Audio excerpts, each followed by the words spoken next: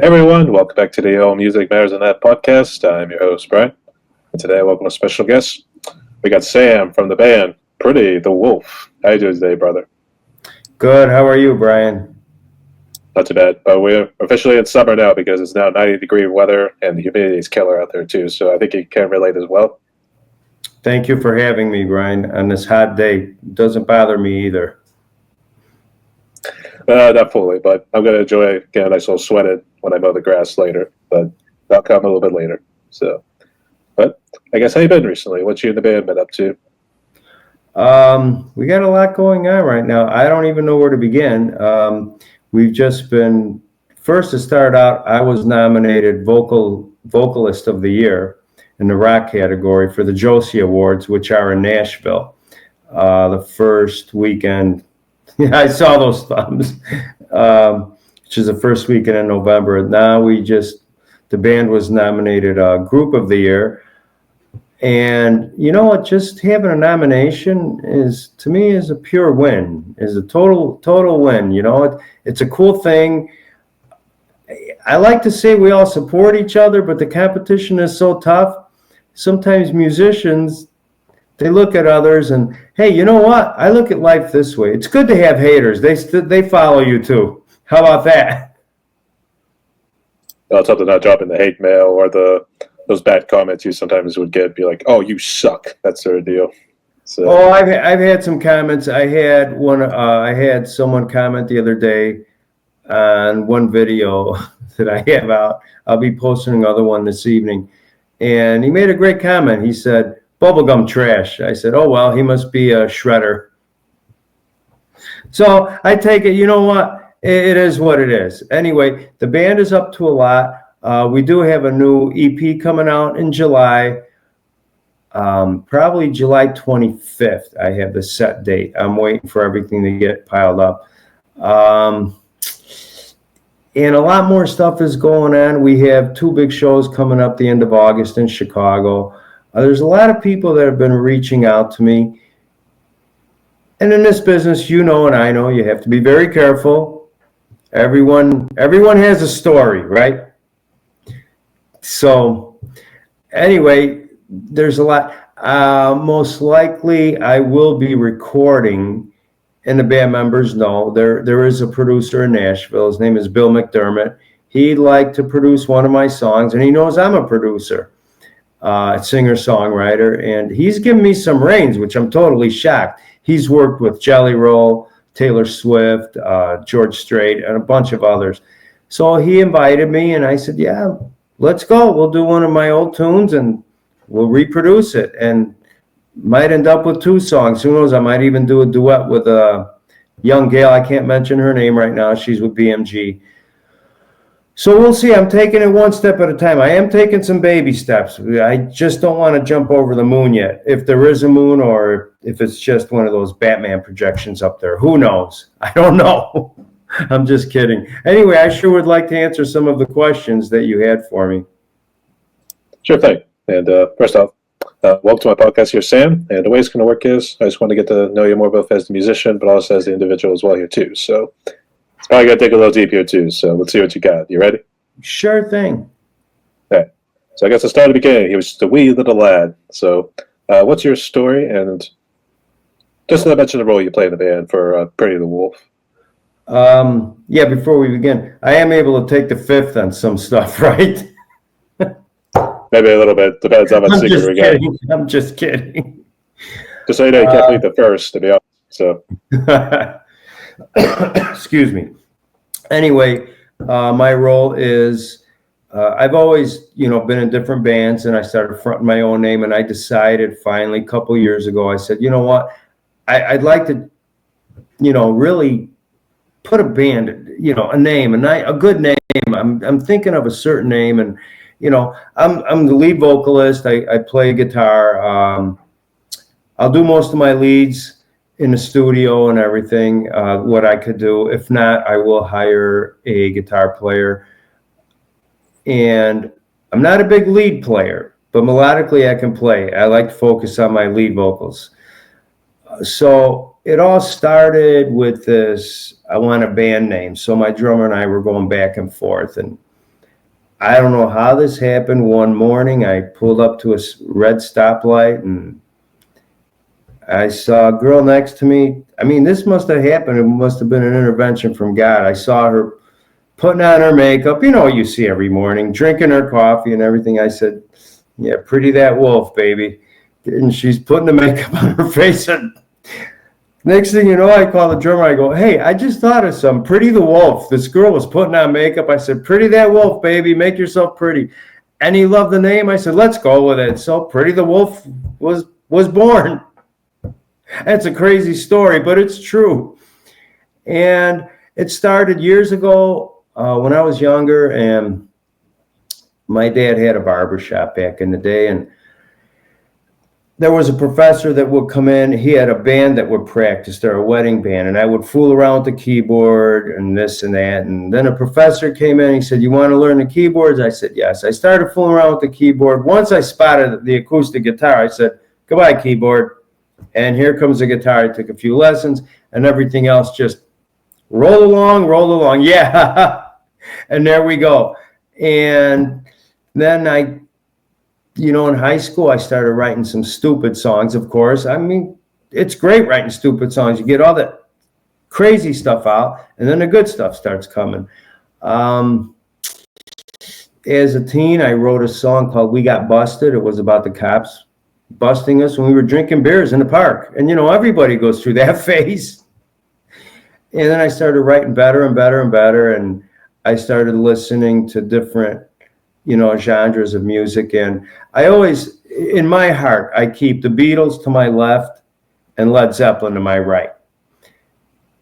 And I put everything else in the middle. So when you have all these other bands that I like, I'm going to like Queen, Raspberries, Pink Floyd, the Hollies, the Beach Boys. I'm really big on harmonies. Big harmony guy. I love harmonies in the band. That, to me, the Eagles. I mean, when you hear harmonies, it just, boom, it's in your face. And that's what I enjoy. And some of the best stuff that I heard, I mean, think of the Beatles, think of Zeppelin, think of the Beach Boys. What they had to record back then was what, 4-track? What great experiments they used. It was phenomenal. And that's how I got started. The more and more I dug in. And here's the thing. When you get involved, and I tell other musicians, if you're going to do it, you're going to do it. You have to breathe it. You have to walk it. You have to talk it. You have to sleep it. You have to go to the bathroom with it. You got to eat it. Everything. It's music. And it's 24/7. It's not an 8-hour-a-day job. Now that everyone's getting in touch with me, I said, hey, you know what? A lot of people are taking interest in me. And when you get to that level, you got to go to a higher level. It's like, I thought I was there. And now there's another level that you have to conquer.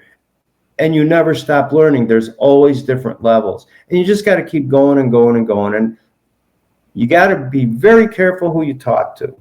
Like I said, everyone has a story. You don't know which one to believe.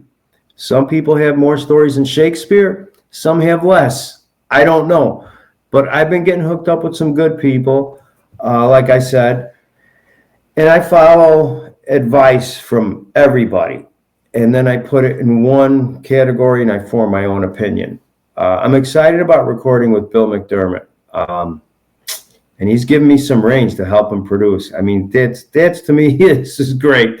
And then most likely we're setting up a date in September, and then in Nashville, and then I'll be back in November for the Josie Awards. And sure, I support other musicians too. Win or lose, I'm there. They told me I'm going to walk the red carpet. I don't care if it's blue or green. I'm walking the carpet. It's definitely an honor there too. So congratulations there, mate. Good job. Thank you so much, Brian. Thank you so much for this interview. I appreciate it. Ask some questions. Ask away. I've got some stuff written down too. I guess, have you done interviews in the past, or is this your first one? I did an interview about 1.5 years ago with this gentleman. They wanted us to play out in Japan, and it never worked out. We tried to negotiate certain stuff, and it's like, no, I'm not I'm not going to fork over 3,000-4,000 to get out there. There's got to be something in it. It's a lot of people use that pay to play stuff. I'm not into that. Yeah, I can see why. Yeah. I've done many interviews on the street. Have you? Yeah. Was one of those reporters just right up the microphone be like, Mr. I'm sorry, I pronounced the last name wrong. Was it Tenuta, or have you pronounced it? No, even after the shows, people approach me. It's like, and you know what? It's not just people. It's everyone. I mean, fans walking up to me. They ask me different questions, and I don't mind. I like taking pictures. I don't mind answering questions. And I tell them the same thing over and over. It's, yeah, you got it.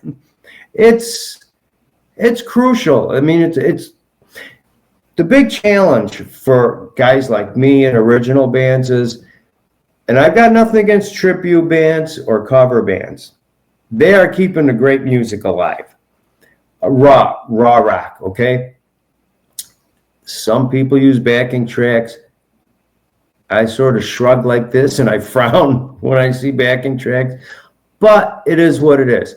They're keeping the music going, and it's a lot tougher to book shows when you have an original band.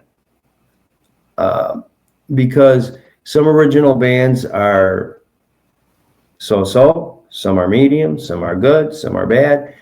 I've been getting a lot of great reaction, and that's, you have to keep networking.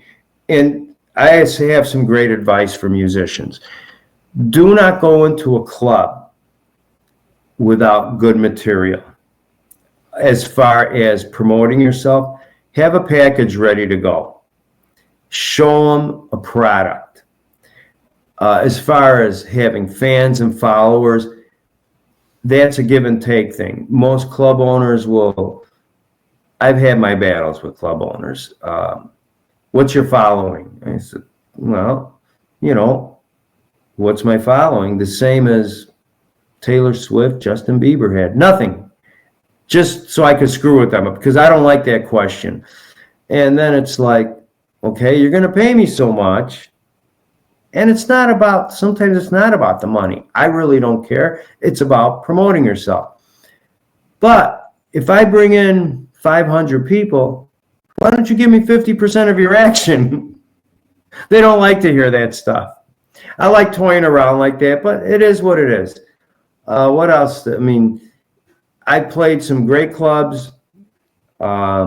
Metro, Double Door, when Double Door was around. It's tough. Who wants to go with a record label today? I don't know. I don't know what kind of deals there are. Years ago, it was better. I recently watched a YouTube video with Gene Simmons, and it's like, whoa. He just like, and I just watched one with Jelly Roll the other night. And it's like, really? 70%, 30% their way? Do they put up the money anymore? Non-recoupable? Those days are gone. So I have my own record label, my own publishing company. I do have distribution companies after me now. And I'm like, okay, they'll be calling me tomorrow night. I'll be conversating with them. And I'm not ready to jump the gun with anything yet. I'm doing good on my own. I do have people that are interested in sponsoring the band, but you got to take that with a grain of salt too. The minute you get sponsorship, what's in it for them? They come out with their hands. You know that. I spoke with a gentleman yesterday with a big beer company, and he said they're not even promoting bands. And it's like, what's going on? What's going on with record labels? They say it's messed up. Nobody knows what's going on. Will we ever, me personally, which will never happen again, I don't see it. Record labels need to hire AR people again. AR people used to be on the street. I think that's where you find the talent.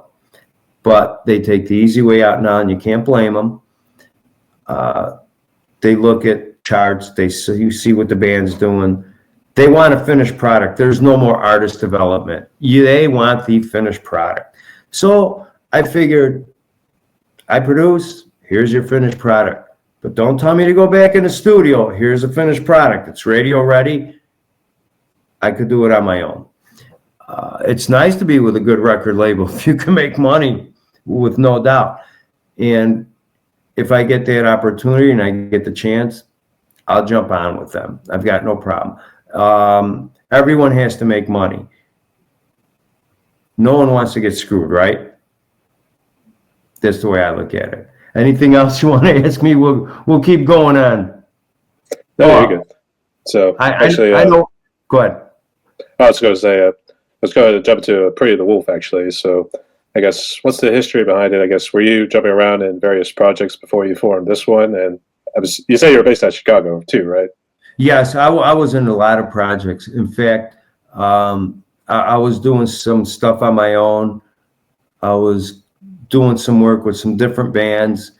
And then I said, you know what? I told the drummer's been with me for a while. And I finally got a great bass player.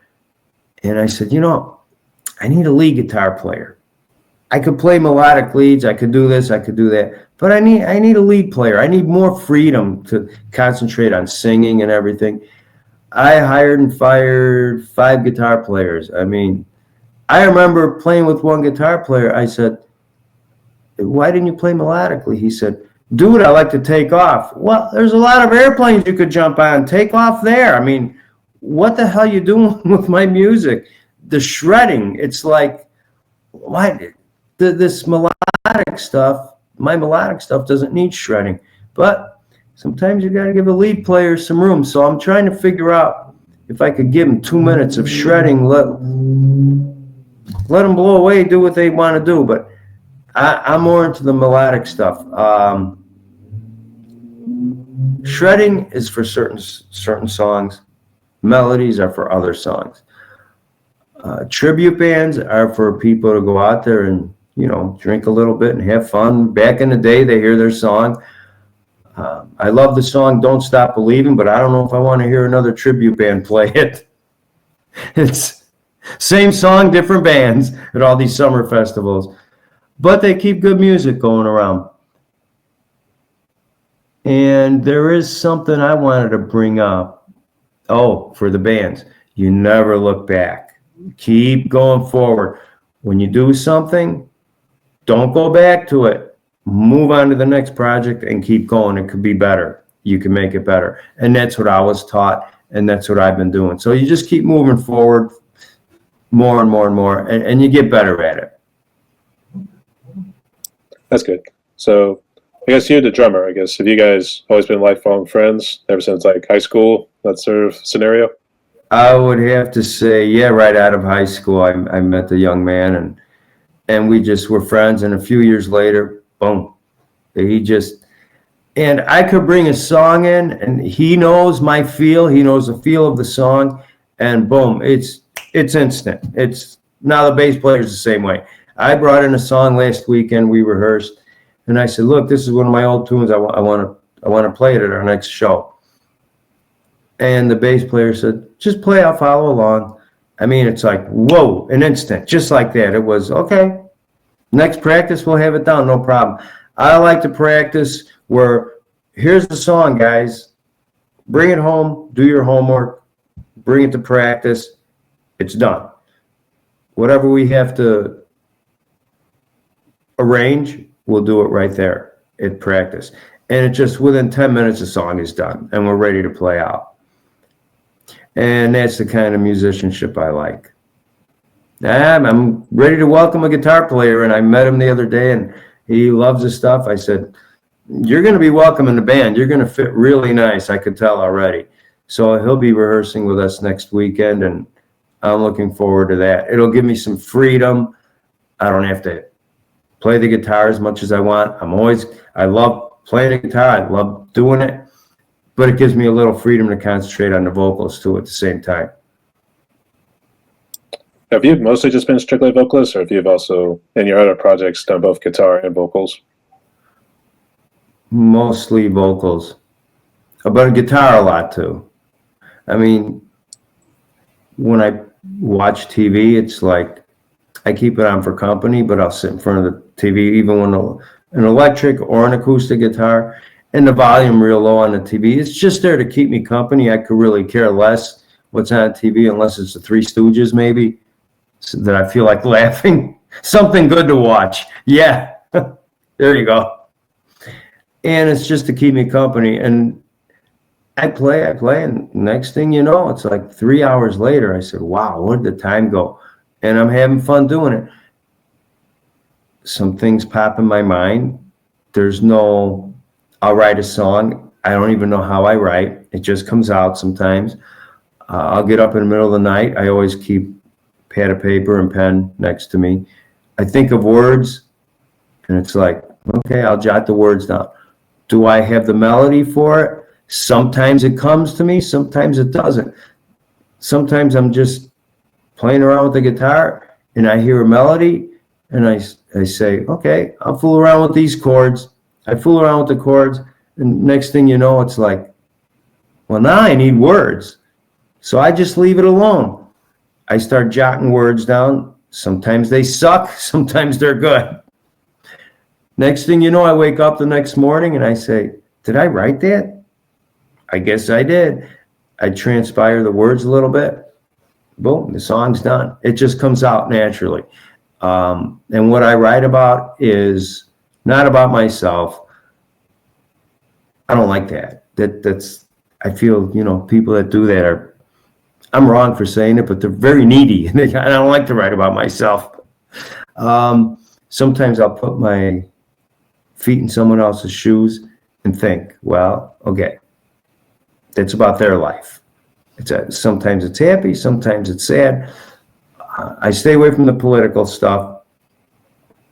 I don't mind good political songs, but when they politicize it too much and try to make their statement, I don't like it. It's not a musician's way. I don't think any musician, that's my personal opinion, should make a statement on politics. If you're talking about, let's take an old song. War, what is it good for? I don't know if you remember that, by Edwin Starr.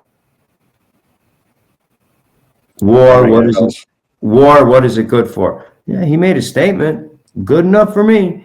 But when they start talking with their opinions about politics, I don't want to talk about it. I'm more into, realistically, I'll write some good songs.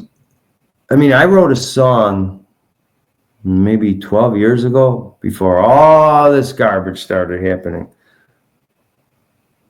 in politics. I named it Liberty Falls. Boy, was I ahead of my time. I don't even want to discuss the words. Everything I say, it's like, I wrote the song 12 years ago. I can't write it now because then people will say it's politicized. So I don't want to perform it or anything. Probably good thinking there too. So yeah. What's that? I was saying probably good thinking. So yeah. Let's give it that one. When you write songs, sometimes, like if you want to write a song that has a somber mood, you'll write it in a key of a minor. Happy songs are always in major. Like if you take a chord and it's in G major, you're writing a happy song. Now, if you're writing a song in A minor, or take a song like Kashmir, great chord there, and it's like, whoa, dark. It's dark, and it's like, hits you right in the head, You take a song like The Beatles, She Loves You, yeah, in a major key. Well, yeah, you're going to be happy. Or The Beach Boys, a major key. Wouldn't it be nice? Yeah, great song. Surfing USA. Now you take a dark song. It's going to be A minor, or a sad song, F minor. I mean, it's going to be minor. Minor songs are like there's one band that I really like today, and I saw these kids 5 years ago. Have you heard of Axe and the Hatchet Men? It sounds familiar, but go ahead. They have two new songs out. One's called Blurry Lights, and the other one's called Hotel Room. Now, I happened to be at the right place at the right times. I was asked to be a judge. Well, they were one of the acts. And I voted for them. I thought they were excellent. These kids were 15 and 16 years old. I said, God bless these kids. They're tremendous. After the show, they came up to me and said, thank you. I go, you sure I voted for you? Oh, we know you did. I go, yeah. I said, I'll tell you guys something. Stick with it. And I told them exactly what I just told you. Breathe it, walk it, talk it. They just got signed to Arista, and they're doing well. They're touring all over the place. And I love the kids. They're great kids. I still keep in contact with one of the parents, and they're going to go places. I just have that feeling. And as far as today's music, I listen to a lot of it. And you got to ask me my favorite female vocalist today. I'll tell you, I don't think anyone could touch Chapel Roan. She's got a hell of a voice. Right now, I don't think anyone could touch her. I'm sure you've heard of her. I was like, which band was she a part of? No, she goes by her own name, Chapel Roan. Chapel Roan. What's her big song? Red Wine Supernova? Okay, yeah, just want to make sure I got that one. Okay, that's pretty cool. She's I don't think anyone could touch her right now. She hits some notes that just like blow me away. Great, she's phenomenal. And Acton Hatchetman. Those are my two favorites right now. When I was kind of listening to some of the songs last night, in terms of influences, it seemed like I was kind of getting a little bit of a Tom Petty sort of vibe. So would you say Tom Petty was also an influence in terms of your music? For Pretty the Wolf, I should say.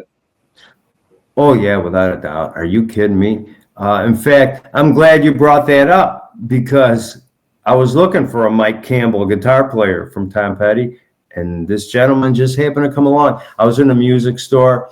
A friend of mine has a music shop, and it's a guitar exchange, and everybody goes there. We even hang out there. I mean, we eat lunch together, and he introduced me to this gentleman, and I said, okay, I mean, you're at our next practice. Here's the stuff. You've got my website. Here's a couple other songs. I gave him the CDs. See you at practice next week. I said, I'll see you in a couple of weeks, actually. Excuse me on that. And I saw him again the other day, and he said, I really like your stuff. I'll be ready. Okay. I'll wait for you. We'll be waiting. Do your homework at home. Come in. That's all I ask for. But yeah, if you could play like Mike Campbell, that's what I was looking for. I'm glad you brought up Tom Petty. Yeah, he was a big influence. In fact, I remember what was his first album? That one, Tom Petty. Was it something with the Torpedoes or something? I forgot the name of it. They had that. What was that big song with? I mean, it was Tom Petty and the Heartbreakers. I don't know if Tom Petty and the Heartbreakers, but something I can't remember the name of the song. I heard it was their first album, and Living Like a Refugee. I can't even think straight right now. Great song. I mean, that whole album was great, and they had a big impact on me too. There's a lot of bands that have, major impacts, and when you see some of these famous bands, I'm never going to keep Rush out. Rush, tremendous. When you listen to them, I mean, that's what pop music is about. One of my dear friends, in fact, we'll be having dinner tomorrow night. He introduced me to Ronnie Rice from the New Colony Six. We're all going to be together tomorrow night. Carl Green from the Herman's Hermits. Have you ever heard of them? Herman's Hermits? You never heard of them? Mrs. Brown, You Got a Lovely Daughter. You don't remember that song? What year was it? Because he's got a whole collection over there too. So 1966. I love listening to oldies. No, I mean, I'm a '90s kid at heart there too, but that was always just me to more of the classic rock, the ones you would know off by heart, to be honest. Henry VIII. That's Herman's Hermits. Peter Noon was their lead vocalist. Well, I'm going to meet up with all these guys, and my friend was he performed with Chuck Berry, and he told me a story which really made sense. And that's why I use the word KISS all the time, KISS. Keep it simple, stupid. Everybody knows that in music, but they don't use it the way they should. And I remember him telling me a story that him and his band, I mean, they were the Dick Clark band back in the day, and they started playing with Chuck Berry, and Chuck Berry started yelling at them and swearing and said, what do you guys think you're doing? This is rock and roll. It's simple. And they all just like stopped. Next thing you know, they started performing. They wanted to like, hey, Chuck Berry, we're going to show you who we are. No, Chuck Berry showed them who he was. And that's the way it is. You have to keep music simple. That's my theory too. And melodic, of course. It's got to catch the ear. It's got to pop in your face. I want to make sure that you're able to sing along with my music. It's got to have a special effect where you're coming on, all of a sudden, boom, it's in your face. The chorus hits you, and it's got to have that riff, that hook. And that's the beginning of the song. When you have that riff at the beginning, what's a famous riff? Smoke on the Water. You know it's Smoke on the Water when you hear that riff. You got to keep that in mind. So yeah. Well, same thing like Kashmir. You know it's Kashmir when it starts. Put that riff, put that hook. I don't hear that in today's music. Very little bit. And then when the chorus comes, boom, let it hit you in the face. Put those harmonies in there. Put that riff in there. It's there. There we go, another riff. Don't Stop Believing. Right away, it's Don't Stop Believing. It's Journey. Or when Journey does, can't think of it, Separate Ways. That song. You hear the drums at the beginning, and it's Separate Ways. What other riffs? Good Vibrations by the Beach Boys. When you hear that at the beginning, it's Good Vibrations. You want to grab people's attention and drag them in real quick. But that's the way I like to write. I don't know how other people write. I wrote a stupid song in 3 minutes, and it's just as dumb as brutal, like the Macarena. I brought it in, and the band loves it. And it's like, oh, gosh, I wrote it in 3 minutes. It'll be coming out. It'll be out in July. It's called Bounce. And it's like, boom. 120 RPMs. You could line dance, you could do anything. It just came out one day, and it's like, all right, it's really catchy. It sticks in your head forever. You'll never forget it. But is it dumb? Don't know. That's the way I look at it, because I could write better. But sometimes you have to write songs like that. Catchy, very catchy. So I'll have that out soon. I got to do I have to do some video work on that too. We have 3 video shoots next week. I like doing different types of videos, but I'm getting to the point now where I don't want to do eccentric videos anymore. Put me in the studio, just let the band do their stuff, record the band, that's a song. Forget all these movie theatrics. I've done a couple videos like that, and it's like, I still like just show people the band doing the music. Let them enjoy the music watching the band. I'm getting to that point now, which I like better. I have actually seen those music videos where there's a little bit of a story that kind of jumps between like the band, maybe like some, let's just say a studio or somewhere out in a factory, or even like somewhere in the wilderness there. Just kind of doing all this stuff. I'm mostly into like metal, so it'd be like them headbanging, doing all that stuff. So I know exactly what you're talking about. But yeah. There was a question you had for me about my favorite food. Will come a little bit later, but actually, those are extra fun questions. But okay. But the question I do want to touch on too is how bad COVID was for you personally, family-wise, and music-wise. I don't know what you were doing when COVID came around. It hit all musicians very hard. Nobody was able to play out. Even the nightclub owners were hurt. The only thing is, if you were a musician during COVID and you were smart enough to use your brain well, you wrote songs.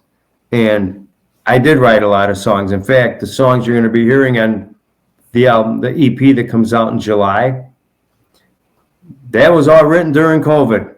You had plenty of time to sit back and, hey, there's only so many games of marbles, like, you could play with your spouse. You lock yourself in. Yeah, you lock yourself in. You couldn't go anywhere. And you just start thinking, and you just write different songs. Did I write about COVID? No, I think too many songs are written about COVID already. Just a lot of stuff goes through my mind. And, you're on social media, and you see what people are commenting on social media, and then a lot of stuff goes through my mind, and I say, well, I'll put myself in their shoes, see how they think, and then I would have, believe me, a lot of words come through dreams for some reason, and then you get up in the middle of the morning, you just jot down, and you don't even remember. It comes out. You just don't. There is no remedy. There's no process of writing a song when you're artistic. There's no process.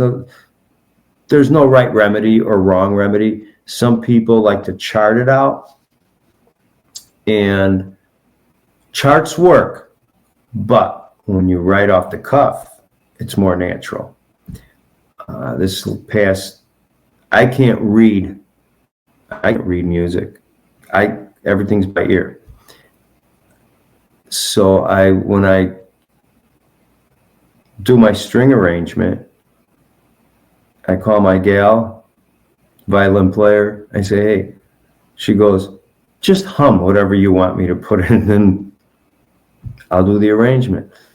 I hum everything. We get in the studio. She brings a cello player, violin players, and it's like, wow, you just blew me away. It's almost exact what I hum. I go, arrange whatever you want to arrange, but this is what I want. This is the melody part.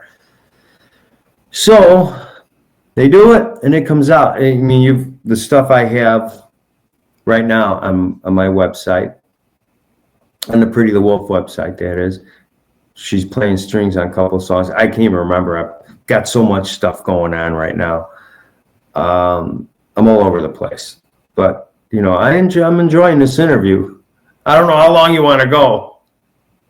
Well, we're already about 38 minutes in there, too. So how long are we in already?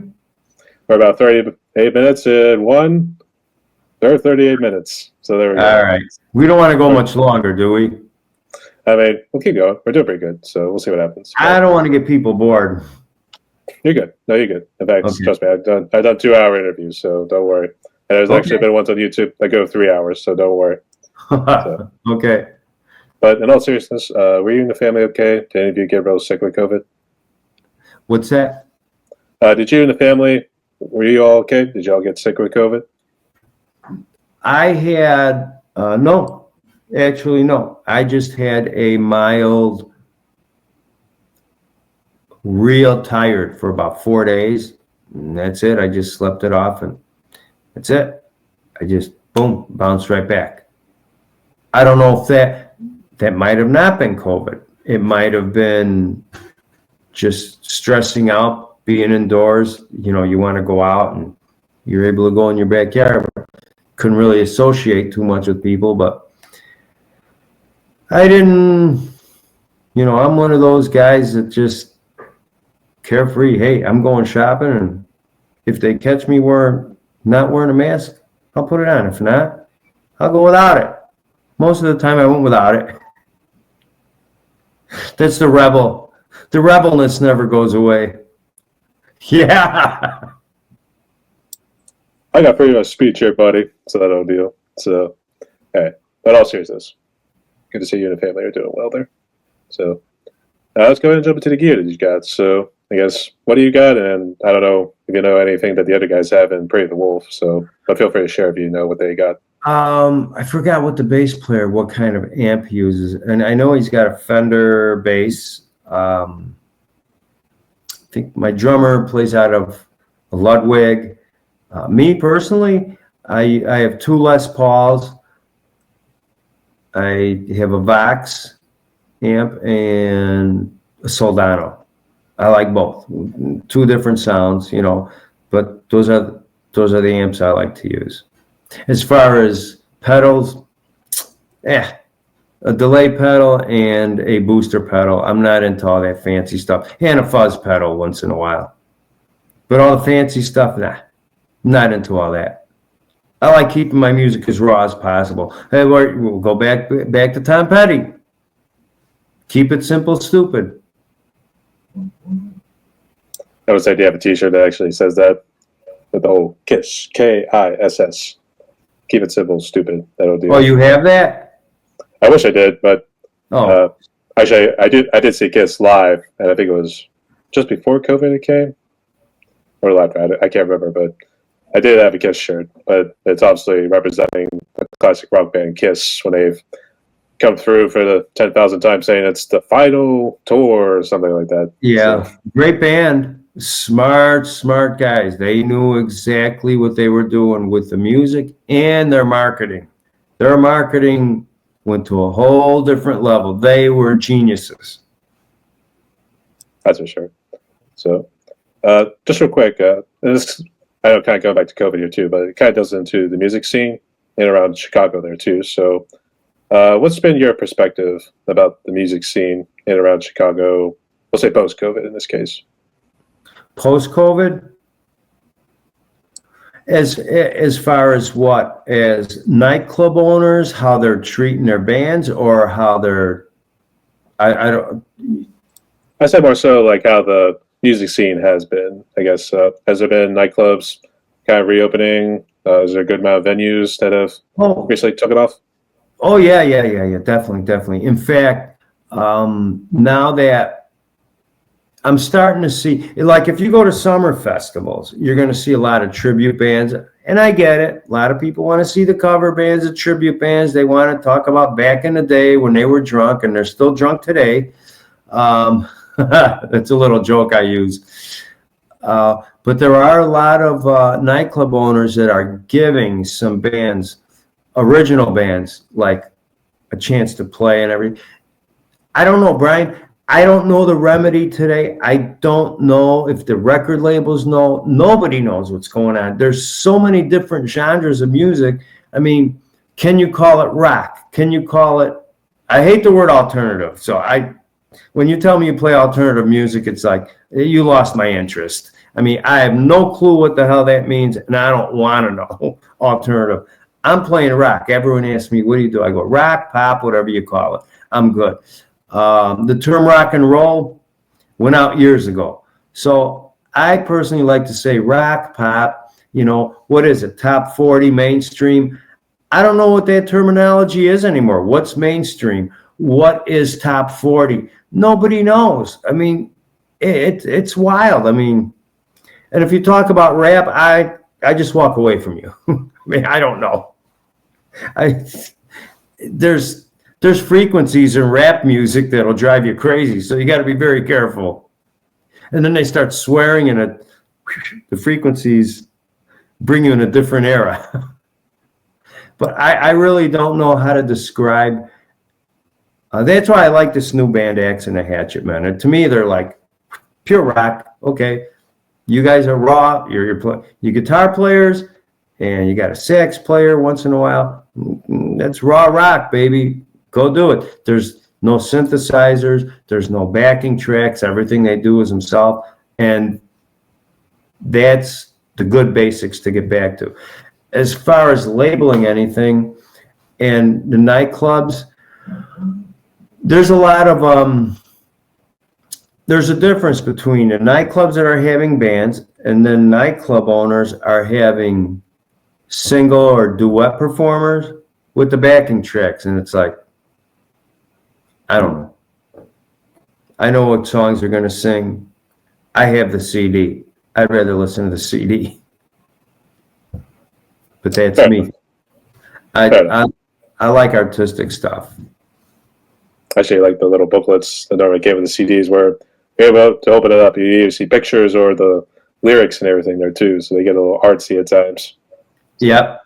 And that's, I don't know. I mean, albums are back in. I don't think a lot of people claim CDs are out. why are CDs out? Because the car manufacturers don't want to put CDs in the cars, you know? I mean, I asked the car dealership, what if I want a CD player? Well, it's extra money to have a CD player installed. Really? Well, you know what? Why don't you guys keep the CD players in the car? But everyone uses streaming now. So what is in, what is out? I don't know. You might know more than me. Is it streaming? Is it albums? Is it CDs? People are still making CDs. I'm ordering CDs to sell them myself. I mean, people still do have CD players. And albums, young kids love the albums. Can't blame them. So it is a softer sound, but it was softer back in the day because everything was recorded in analog. Today it's all digital. Yeah, the analog, you had to tread real carefully because if you screwed up at one spot, you had no choice but to delete and start over. You got that right. I've been through that too. Yes. Actually, I remember interviewing some guys who had worked with analog as producers, and unfortunately, they had to start over because unfortunately, when they were trying to do the lyrics, he screwed up at one point and had to start over from back at square one, as they would say. And if you listen to some old analog stuff, they keep the mistakes on there. But most human ears won't pick it up. Me, since I'm a producer, I pick it up like that. I'm going to tell you a story. Mamas and the Papas, when she made a mistake. You don't remember that group, right? Okay. They had a big song, California Dreamin'. All the leaves are brown and the skies are gray. Well, they were doing a song in the studio. It was called I Saw Her Again. She made a mistake. She came in early with her vocals. She said, I saw her again. And they said, no, stop. She came in a little too early, but the mistake was there and it worked for the song. They left it. It was tremendous. If you hear some of Led Zeppelin's stuff off the first album, they have a song called Babe, I'm Gonna Leave You. I think it's at the 2-minute 45-second mark. You'll hear some bleed. And it's way in the background. It's ghost vocals. They call them ghost vocals. And I go, whoa, where did that come from? And I just did it recently on my album. We did a song, and the engineer said, I'm going to take out your ghost vocals. I go, don't you dare. I said, I love them there. I hear it. Nobody else is going to hear it. And it's there. And he goes, you want to leave them? I said, absolutely. Absolutely. And you can hear, it's different. When you're a producer, you listen to music differently. When I'm driving and the song comes on, I start listening to the production. Most people will sit back and enjoy it. I'm listening to the production. I'm thinking, all right, they just added the guitar part here, but they embellished with the keyboard there. And I'm thinking it's when I'm driving, I forget to turn where I'm supposed to go sometimes, and that's bad. So if anyone does that, I'm telling them, don't do it. But that I really enjoy producing besides singing and songwriting. You said you owned a production company, right? That does No, music. No, I don't own a production company. I have my own record label and my own publishing. Own publishing. Go ahead and talk about those. I guess when did you start doing those?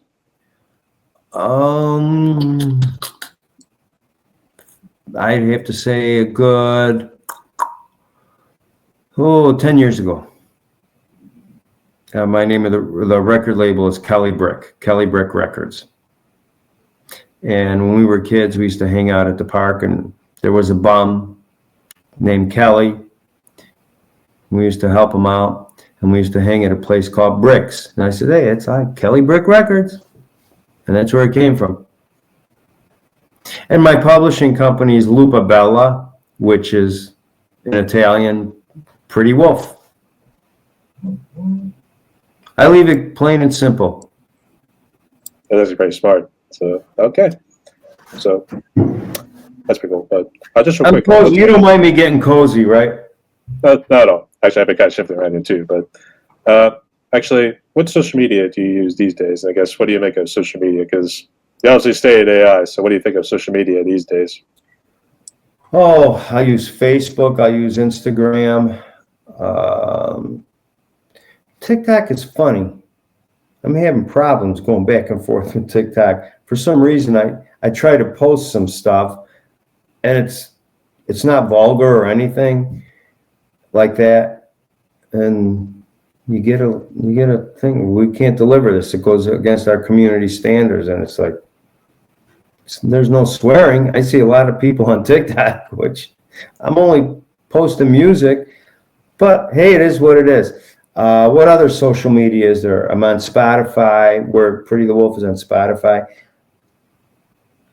I think the best out of all of it, I'm going to have to say Instagram is pretty popular right now. I know TikTok is also, but ever since that big ordeal in Congress about TikTok, I think more people are leaning towards Instagram.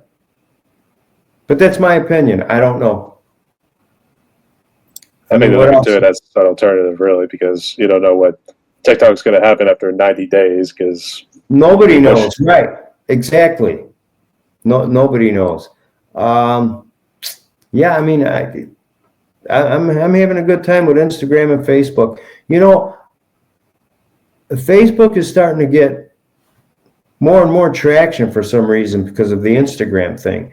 So I remember when the numbers were falling on Facebook, but now they're starting to pick up again because of this TikTok thing. Hey, are we going to stay on TikTok or aren't we? And everyone's going back to Instagram and Facebook, which is okay. You know, I mean, got to watch what you put on there. Someone's keeping track of us. I don't know who. Maybe some aliens, some aliens we don't know. I don't know. I could say the Matrix in that case, or Mr. Smith from the Matrix, if we want to say it. Yeah. So, all right. I found you on Facebook there too, so that's how I was able to reach out. So you can thank the Facebook gods for that. Good. Yeah. Oh, you could do that with your fingers. The old Vulcan thing. Yeah. I always found it to be easy to do. I never had a problem with it. Apparently, some other people have trouble with it, or they could just do it with one hand. They could do it with both. Yeah, I do it both. He gets it. So, actually, I'm more of a Star Wars nerd than I am pretty much Star Trek, but I always respected Spock for his live long and prosper. Oh, yeah, the old Spock. Live long and prosper.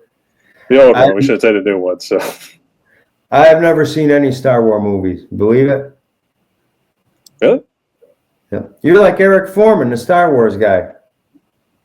I mean, I wouldn't say I'm that far of a nerd, but I mean, like, I saw the OGs a good bit. I mean, with what I considered episode 4, 5, and 6, more so 4 and 6, to be honest, too. I liked A New Hope and Return of the Jedi a lot more than Empire Strikes Back. So, yeah. You wonder who's up there and who's down here. I don't know. I'm looking as we're talking. I'm looking at some of my notes. I'm waiting for you to ask me. We've gone over a lot of what you were going to ask me. I'm looking at everything, and I think what's left, the fun questions. And you'd be right. So let's go ahead and jump to those. So, all right. I know you asked earlier if there was a question about your favorite food, and here it is. What is currently your favorite food? My favorite food, I love neck bones with sauce, with the spaghetti sauce. Have you ever had that? Neck bones? It's kind of an odd name, but what is it? Neck bones, where the meat falls right off the bones. You know, you just get different kind of meats. I mean, when me being Italian, of course, you make your own spaghetti sauce and you put the neck bones in there.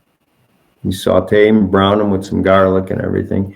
And the sauce, spaghetti sauce, soaks. Then when you take the neck bones out, the meat falls right off. But we try to grab the meat with our teeth because us being Italian, we like to scrape the bone.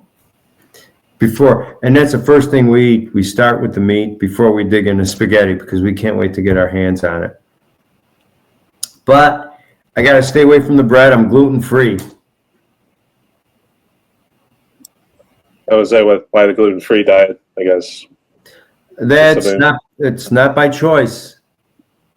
I have no choice at this point. My doctor says so. Well, it's not. I was diagnosed with celiac disease a year and a half ago, and I said, "Dear Lord, what's going on?" And I'll tell you what, I don't miss bread. I don't miss any of that garbage. Your body feels a lot better. I don't drink alcohol. I mean, once in a while I have a glass of wine, but as far as alcohol, I'm not a big fan of it. I don't know. I just don't see it for some reason. I don't acquire the taste for it, and it's just not me. But a good glass of wine once in a while, I like a good glass of wine. I guess while we're on that topic here too, I was going to say, what sort of wine do you like? Do you like the white Zinfandel, or do you go with the more grape flavors? I'm more a Cabernet Sauvignon. I like a good Cabernet if I have a nice meal. Look, if the food's good, I eat it. So there's no such thing as my favorite. I love neck bones, but if you put a nice steak and potato in front of me, I'm steak and potatoes for sure, you know.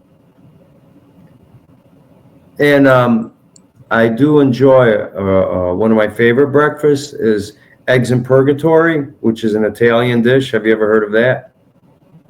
Well, I'm going to tell you to try it. You're going to love it. You put a little basil in the pan with oil, and then you put a little spaghetti sauce. You warm it up. As many eggs as you want, you could put in there. Make sure they stay sunny side up. You want to get that yellow out of it. Put it on your dish. Now you got the spaghetti sauce underneath. You got the eggs on top. When you crack the yolk and all the yellow goes into the red sauce, and you dip the bread and you eat it like that, man, you got the tastiest breakfast you've ever had. That's called eggs in purgatory. And I still make it. I would say that's the first time I ever heard about it too, and I was even in Italy. I mean, we were just going for the pizzas in Boston. To be honest with There you. was a lot of that came around during the Depression era, the eggs in purgatory. And I ask people now, and they know what it is, which shocks me. And I thought it was an old thing, and I love it. Just remember that eggs. You got to try it. You'll love it, Brian. If you like to eat. I mean, hey, I'm always down for something to eat, but that's definitely something new there too. So eggs in purgatory, huh? Yeah, I asked my dad about it too. See, we like it at some point. Thanks for sharing there too. And still sticking with the drinks. What's your favorite non-alcoholic drink? Well, the only non-alcoholic drinks, I'll have water, number one, or Gatorade.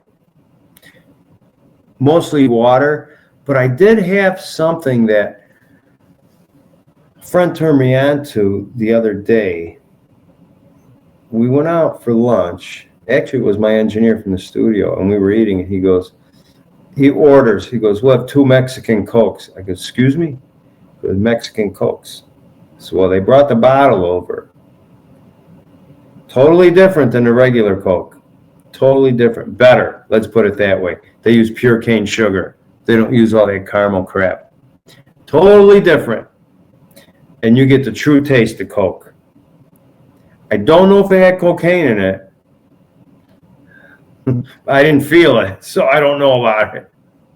But I'll stick to mostly water or Gatorade. Gatorade, if I go, like yesterday, it was 97 degrees out. The heat index was 110.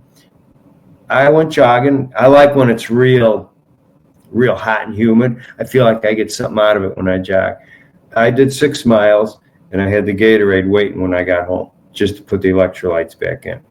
And it's got to be, I like jogging when it's 70, but when it's 95 and the index is 110, it's like I'm getting something out of this. Take my time, make sure I'm hydrated, but you got to sweat, you got to feel it coming out of you. And to me, that's more productive than jogging at 60 degrees. Yeah, because then you get the cold wind blowing on you, so yeah. I don't like that cold wind. I like it when it's 95, 100 degrees and that slight wind with that sun beating down me. You know, hey, Brian, I got to keep my Dago tan. I can see it. So, all right, fair enough. Well, good choices there for both of those questions. This one right here. Are you real big into movies and TV shows? And I guess which ones would you consider your favorite? Yeah, some all-time movies, and I'll tell you why. One of my favorites, of course, is The Good, the Bad, and the Ugly with Clint Eastwood. Why I like that is I like the one-liner when Clint Eastwood, he said, some people have guns, some people were made to have guns, and some people were made to dig. And he tells the guy, you dig. Well, to me, it means you're not going to get the guns until you dig far enough and find what you want. Then you can have the guns. And I like that one line. So that's one of my favorite lines. Then another Clint Eastwood movie is High Plains Drifter, where he just, I guess, he was a sheriff and they killed him and he came back as a ghost, but they didn't know. But it's great. One of the best lines there is when some girl tells him, I can't remember what it was, but he said, you know what? He said, yeah, I got to agree with you. Your feet are just as big as your mouth, because she was yapping to him. So I like one-liners like that. And then one of my all-time favorites, of course, because it's reality and they put a fiction with it, The Godfather. But my favorite scene is when Michael Corleone comes, he's been back from Italy for a year, and Kate says, when he says, my father's no different than a politician, he's a businessman. And she said, come on, Michael, politicians don't kill and murder people. Why are you so naive? And he looks at her, he goes, now who's being naive? Boy, how true that is. Politicians don't kill people. Yeah, okay. Maybe not directly, but more so indirectly. So Yes, there you go. Indirect. speaking. Yeah. Without you. Actually, they tax you to death. That too. So, or they have somebody else do the dirty work for them. So, that was on their words. So, yeah. Actually, yeah. Here's one for you. It was from. Were you real big into Outlaw Josie Wales? Yes, I like that movie too. I was like, I reckon we all lost something in that damn war. Yep. It was the last line of the movie there too. So is that's Outlaw Josie Wales is yeah, they had some good lines in there. Is that the one where he would say we would spit on the dog's forehead all the time? I don't remember that one. Yeah, I think that's Outlaw Josie Wales. The dog would follow him around. I don't remember that one. I can't remember now. But no, that's a great movie. Now we go back and watch just to make sure, so we don't get our facts mixed up. Joe Kidd, another great movie. Clint Eastwood's one of my favorite actors, I would have to say. And you know, I love westerns. They relax me. The spaghetti westerns are too, so you got your Italian roots. So yeah. Well, you're right, but you know what? Here's the thing too. I watch westerns and I know about that stuff. When you watch westerns, people don't realize you're watching these westerns. They're films through Hollywood. They're using quarter horses. Back then, there were no such thing as quarter horses. So horses did not go that fast. It's a bunch of bunk. But it's a movie. It's meant to keep you entertained. So if it does that, then it keeps you entertained. Yes. Absolutely. All right. And for the last fun questions, here's how it works, because I think it will be pretty tough. But if you have a favorite song of all time, feel free to share. Otherwise, list your top 5 bands you would consider your favorites. Oh boy.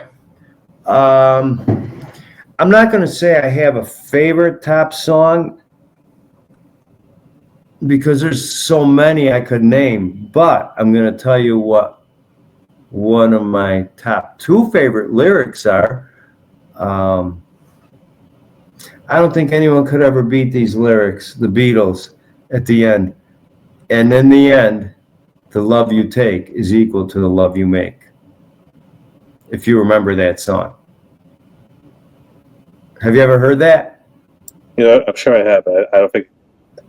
Normally for me, if it's just playing in the background, it's over because of work, or like I work a part-time job at a restaurant, so it probably was playing, and maybe the lyric came about, but I just probably wasn't paying attention, to be honest. Yeah, it's at the end of the song, carry the weight, carry your weight. And then it goes, and in the end, the love you take is equal to the love you make. I mean, when I hear those words, I go, man, what brilliance, just brilliance in those. And my top 5 bands, as far as any top 5 bands or currently, because I really don't listen to anything. The current bands, I just, it's hard for me to pick something out. There are a lot of good ones, but not off the top of my head where I could name some retro bands that boom, boom, boom, right away I'll say Zeppelin, Beatles, Beach Boys, Queen, Pink Floyd, the Raspberries. A lot of people don't even know who the Raspberries were. Do you remember them? Oh my God, it sounds so familiar. But Eric Carmen was the lead singer. Remember Eric Carmen? Maybe a little bit, but what's a song from them too that's like a big hit? Eric Carmen, when he went on his own, he sang All By Myself, which everybody knows that song. The Raspberries, their big hit, 1972, Go All the Way. Big hit. Big hit for the Raspberries. The Beatles were very influential. And they were influenced a lot by the Beatles. Eric Carmen loved the Beatles. He was a big Paul McCartney fan. To me, Eric Carmen had, boy, oh boy, what a voice. And you got to know who Eric Carmen is. I got to have to dig deep, to be honest with you, too. So I take a lot of stuff in, to be honest, but I'm sure I've heard about him at some point. But I think once I see a picture again, I'll be like, oh, that's the guy. So yeah. And as far as today's bands, like I said, there's a couple. I can't think of them off the top of my head. With the old stuff, I'm like that. With this new stuff, there are a few bands that I've listened to and I say, hey, I like their stuff. Do I like country too? I could take it or leave it. I think I like the old way a country was now. Then they sort of like, it's good. I'm not going to say it's bad. I've got no problem with country, but I like old school country better. But they're starting to go back to that too. There's different ways to write music. It's just so different today. I like the verse and then boom, the chorus comes in your face. The verse, the chorus. Then you got a little bit of a lead. If there's a bridge, there's a bridge. If not, it's a small riff. Boom, right back into the chorus. So it's always in your face, always in your face. It's different now. They do it differently with verse, chorus. I don't know. That's me. I'm different. Still got the old roots, as they would say, but it's still good to keep around these days. Yeah, I like old school. I like old school, and I make it very modern. It becomes very modern, but I like sticking to old school. And a lot of the bands are going old school today. They're really starting to go old school. And I don't know if you put who's to blame for. I'm not going to say blame. Who is responsible? Is it the tribute bands? Is it the cover bands? These everyone's listening to all these bands say, hey, you know what? That's great music. They don't have any backing tracks. You have a guitar player, bass player, drummer, and everything's natural. And everyone's starting to get back into that. They don't want that. I had one girl come up to me, Brian. This was a few years back when I had when I was fronting my own name with a CD, and she goes, wow, it's pretty good. Where do you get your tracks? I go, excuse me? Where do you download your beats? I go, what the hell are you talking about? She goes, your beats. I mean, I like your beats. And I go, no, it's a real drummer. I don't know. I don't know how to answer it. It's like, she stumped me. Where do I get my beats? Where do you get your I don't know. It's a drummer. Comes out of his head. It's not off of AI. That's another guitar programs, so yeah. I'm totally against these kids now, these bands that a lot of them are writing their songs through AI. It's got to come from the heart. That's true. So Fair enough. Keep that tradition alive, as they would say. Yeah. So. I like I like keeping everything real, and I don't target just certain groups. I like targeting everything. It's like, look, you know what? This is what I have. Someone trashed me the other day, and like I told you, they said bubblegum trash with that song. Okay, if that's what you think, that's what you think.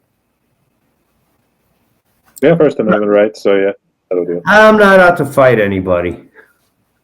I tell everyone, you want to fight, get married.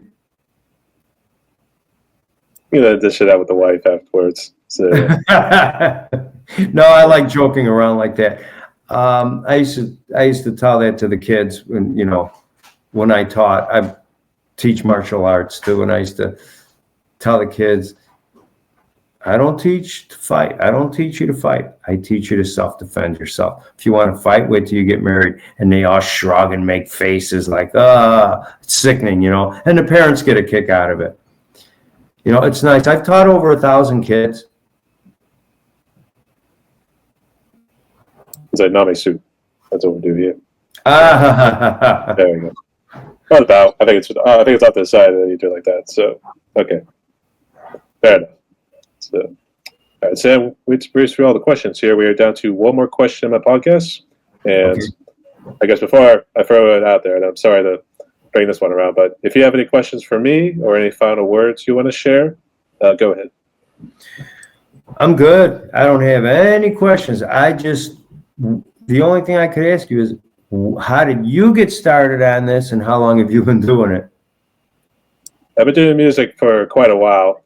I was mainly a cello player for 9 years. It was all throughout third grade, up and through high school there too. But unfortunately, that became a lost start after going to college because they didn't have a cello program or any sort of orchestra or anything like that. So that was kind of a shame there. And I was on and off with bass, but I never really fully got into it. I got into drumming a little later because of a video game. I don't know how big you are into video games at all, but it was called Rock Band. So it was Donkey Kong. That's about it. Donkey Kong. It wasn't so much that, but it was actually Rock Band, and surprisingly, it gave me a little bit of insight into music theory when it comes to like the counting and all that stuff. And even though it was mainly originally like 4 pads and then something that simulated a kick pedal, it actually really helped me out in terms of like what was what.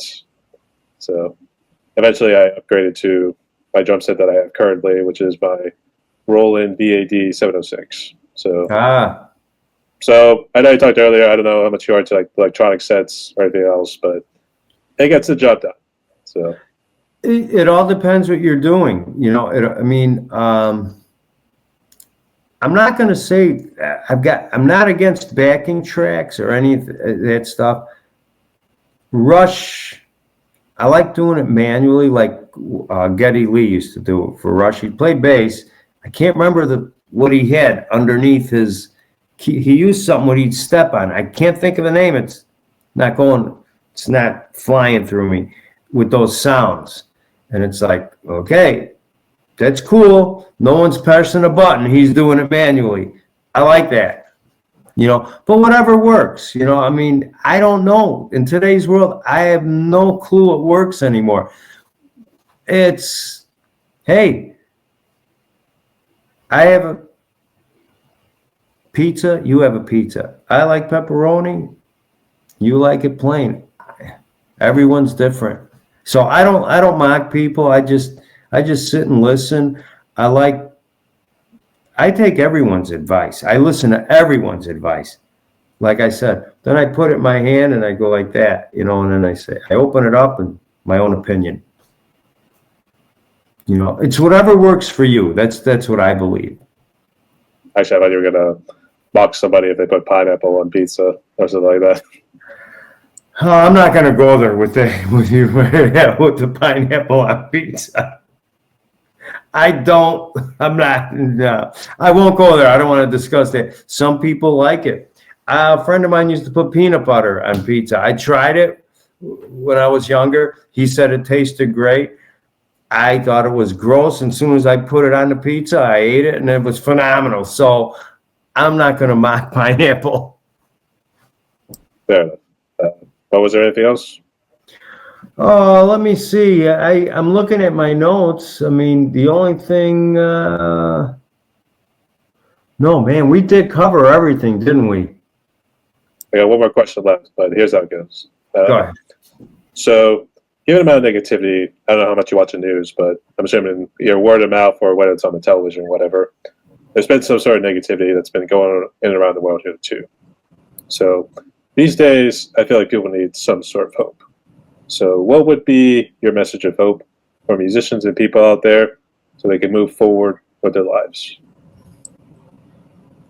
What would be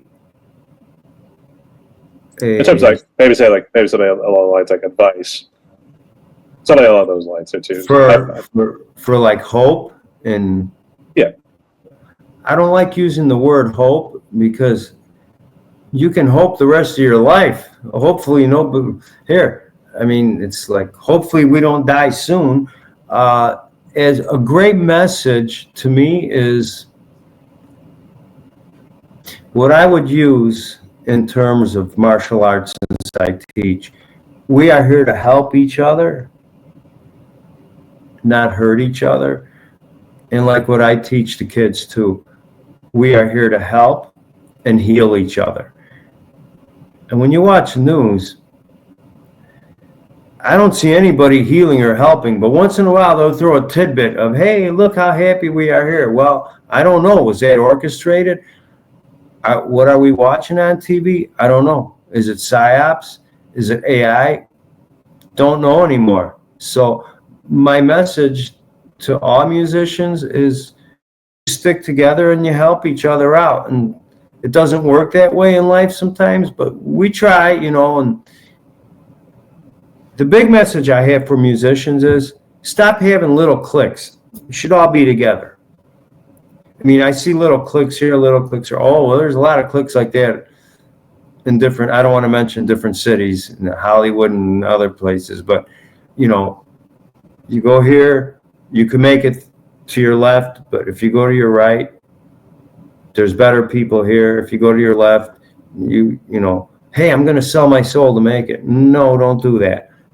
Don't sell. That's my message. Don't sell your soul just because you want to get to where you want to be. You can do it on your own. Just keep networking, and that's another message. Network, network, and network.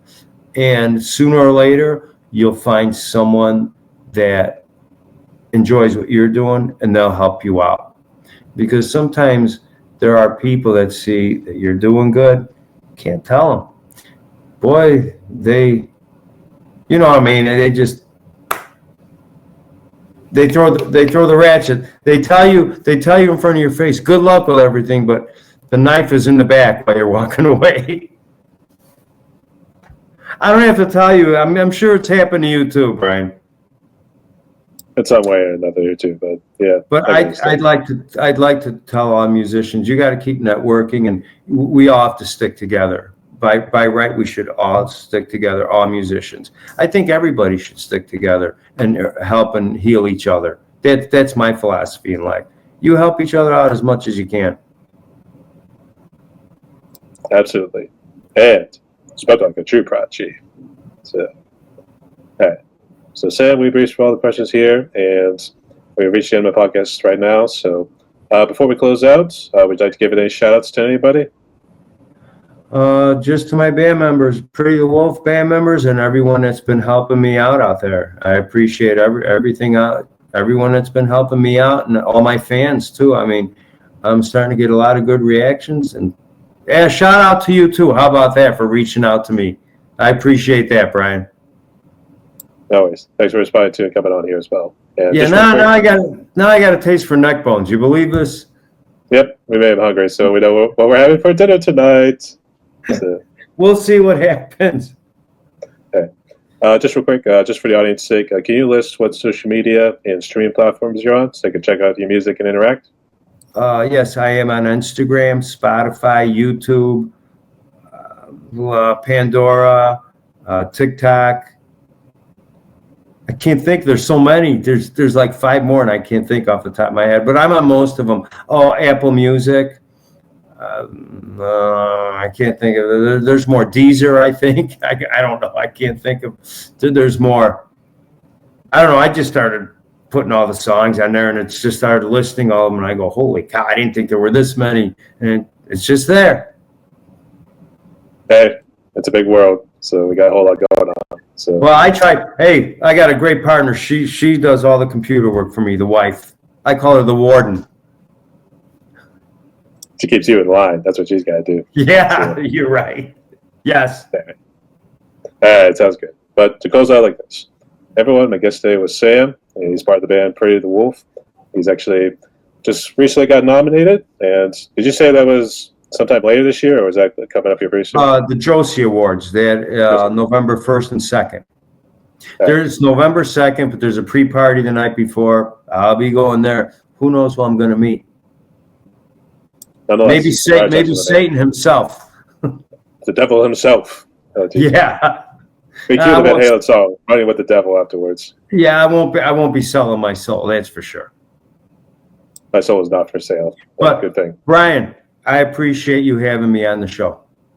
No worries. I'll go ahead with all streaming platforms. There's Cowboy Brothers out there too. Congratulations again there, Sam. So keep doing what you're doing there, mates. So, thank you, sir. I'll talk to you, Bryan. Thank you so much. But real quick, you stay safe, rock on. I need a quick pose.